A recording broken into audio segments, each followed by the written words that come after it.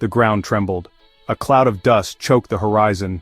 Welcome to Cryptic Mystic Vault, where we explore the enigmatic tales and unsolved puzzles of history. Out of the maelstrom they emerged, the Frankish knights. These were not mere warriors, but living weapons clad in steel. Their lances lowered like a forest of iron. They were the storm that broke upon their enemies, a tide of fury that swept across battlefields, leaving a trail of shattered shields and broken bodies in their wake. To face the Frankish knights was to face the very wrath of God. This was not hyperbole, for the Franks believed they were divinely ordained to rule. Their rise to power, from a loose confederation of Germanic tribes to the masters of Western Europe, is a saga of ruthless ambition, military innovation, and unflinching faith. The Franks were not born conquerors. Their origins lie in the chaos that engulfed the Roman Empire in the 3rd century AD. As the legions faltered, Germanic tribes, including those who would become the Franks, tested the empire's resolve, pushing across the Rhine River seeking land and plunder. But the Franks were not simply raiders. They were survivors, quick to adapt, learning from their enemies, and incorporating Roman military tactics and technologies into their own evolving way of war. The early Franks were not the armored juggernauts of later centuries. They were primarily infantrymen wielding axes, swords, and spears with brutal efficiency. They were masters of ambush and hit-and-run tactics, exploiting the forests and marshes of their homeland to deadly effect. Theirs was a practical, adaptable form of warfare, honed by necessity and shaped by the unforgiving terrain they called home. But the Franks were not content to remain on the fringes of the Roman world. They craved land, wealth, and the power that came with conquest. Their appetite for expansion, coupled with their growing military prowess, brought them into conflict with the Romans, a conflict that would shape their destiny. Initially, they served as mercenaries in the Roman army, learning the art of war from the inside, observing Roman discipline, logistics, and siegecraft. These lessons, absorbed and adapted, would prove invaluable in the centuries to come. The Franks were not just learning how to fight like Romans, they were learning how to defeat them. The year 481 AD marked a turning point in Frankish history. It was the year Clovis I, a warrior king of immense ambition and ruthlessness, ascended to the throne. Clovis was not content to simply lead a band of warriors. He envisioned a unified Frankish kingdom, a power to rival even Rome itself. He was a cunning strategist and a charismatic leader, uniting the disparate Frankish tribes under his banner. But Clovis's genius lay not just in his military acumen, but in his shrewd political instincts. In a stroke of strategic brilliance, Clovis converted to Christianity, aligning himself with the powerful Catholic Church.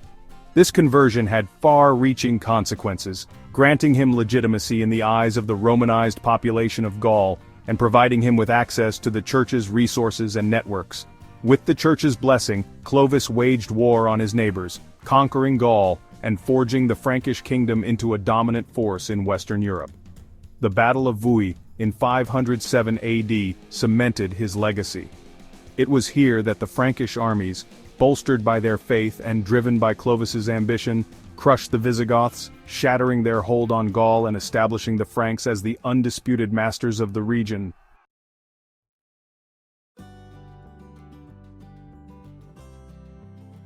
The Carolingian Dynasty under Charles Martel revolutionized the Frankish military. Martel's victory at the Battle of Tours in 732 AD halted the Umayyad advance. His grandson Charlemagne expanded the kingdom, mastering logistics and strategy. The Carolingians perfected heavy cavalry, creating the iconic mounted knight. These knights on war horses became Europe's most feared force.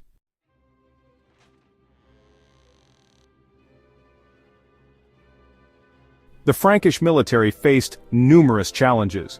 The Battle of Tours was a clash where Europe's fate hung in the balance. The disciplined Frankish infantry withstood the Umayyad cavalry, securing Europe. Charlemagne's brutal subjugation of the Saxons showed their determination. They built empires, spreading their culture and laws. The Vikings faced a formidable Frankish foe. The Siege of Paris showcased Frankish fortifications and tenacity. The Franks repelled Viking raiders, demonstrating their enduring strength.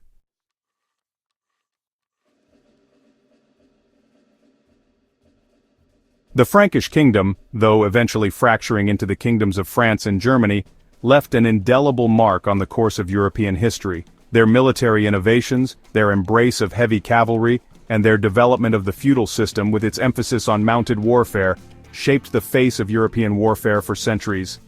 The knights, those armored paragons of chivalry, owe their lineage to the Frankish warriors who rode into battle with lance and shield. Their legacy extends beyond the battlefield. The Franks laid the foundation for the Holy Roman Empire, a vast, sprawling realm that sought to revive the legacy of Rome under Christian rule. And in the tales of chivalry and the stories of Roland at Roncesvalles and knights errant embarking on quests, we hear echoes of the Frankish warrior ethos, courage, loyalty, and an unwavering belief in a cause greater than themselves. The Franks were not simply a tribe, a kingdom, or even an empire. They were a force of nature, a thunderous storm that swept across Europe, reshaping its destiny and leaving an indelible mark on the tapestry of history. They were the unstoppable war machine. The Frankish knights and their legend lives on. Imagine a world where the Franks were defeated. The ripple effects would be profound. Without their dominance, the spread of Christianity might have slowed, altering the religious landscape of Europe. The power vacuum could have led to fragmented kingdoms, delaying the formation of modern European states.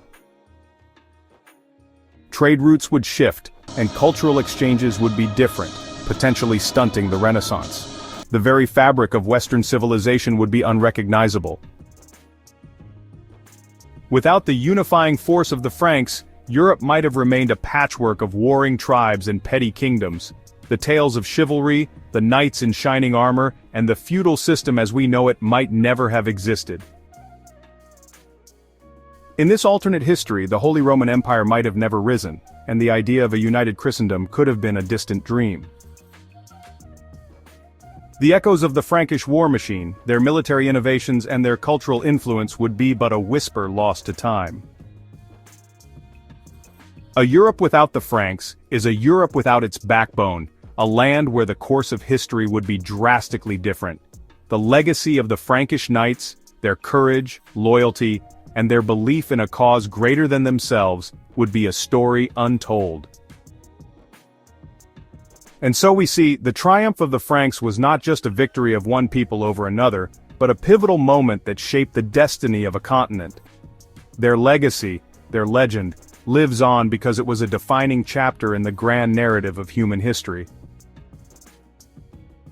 A world without Frankish triumph serves as a poignant reminder of how fragile and interwoven the threads of our history truly are. The Frankish knights rode not just for their time, but for all time, and their impact resonates even now, in the very fabric of our civilization. If you enjoyed this exploration of history, don't forget to like, share, and subscribe for more fascinating insights.